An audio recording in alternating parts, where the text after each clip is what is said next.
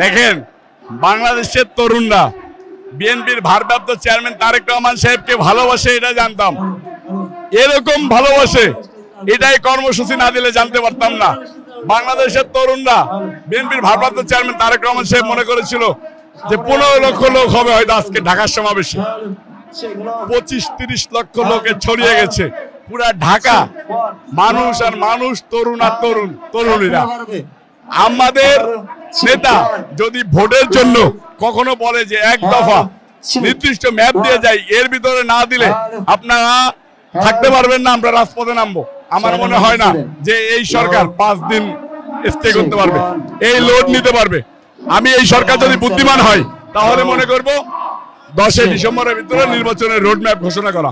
আচ্ছা দেখুন, আমাদের যে বাংলাদেশের যে বর্তমান ডেমোগ্রাফি অনুযায়ী বাংলাদেশের মোট জনসংখ্যার প্রায় 40%-এর বেশি হচ্ছে আপনার তরুণ, যেটা আমাদের তারুণ্যের যেটা মানে যেটাকে আমরা তারুণ্য বলি, তরুণ।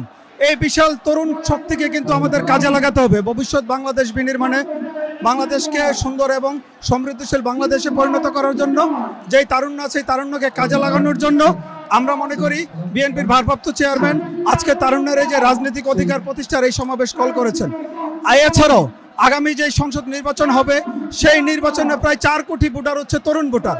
সেই তরুণ ভোটারকে উদ্বুদ্ধ করতে এবং বাংলাদেশের সাম্য এবং মানবিক এবং উন্নত বাংলাদেশ বিনির্মাণে আমাদের দলের যে পরিকল্পনা এবং আমাদের দলের যে প্ল্যান, সেই প্ল্যান এই দেশের মানুষের কাছে তুলে দেওয়ার জন্য আমাদের এই আজকের এই তারুণ্যের রাজনৈতিক অধিকার প্রতিষ্ঠা সমাবেশ। আপনারা দেখেছেন গতকালকে আমাদের উৎপাদন এবং বহুমুখী শিল্পায়নের উপর আমাদের একটা সেমিনার ছিল। সেই সেমিনারে বাংলাদেশের বিভিন্ন বিশ্ববিদ্যালয় থেকে যারা আছেন সাধারণ শিক্ষার্থীরা তারা অংশগ্রহণ করেছেন। আমাদের দলের যে ভিউ আছে সেই ভিউ নিয়েছেন। আমরা বিশ্বাস করি আগামীর বাংলাদেশের তারুণ্যকে সাথে নিয়ে আমরা নতুন বাংলাদেশ বিনির্মাণে সফল হব। আজকে তারুণ্যের রাজনৈতিক অধিকার প্রতিষ্ঠার সমাবেশ। এই সমাবেশে তরুণরা রাজনীতিতে বাংলাদেশ জাতীয়তাবাদী দলের পতাকা তোলে কিরকম উপস্থিতি আজকে সেটার প্রমাণ হয়েছে।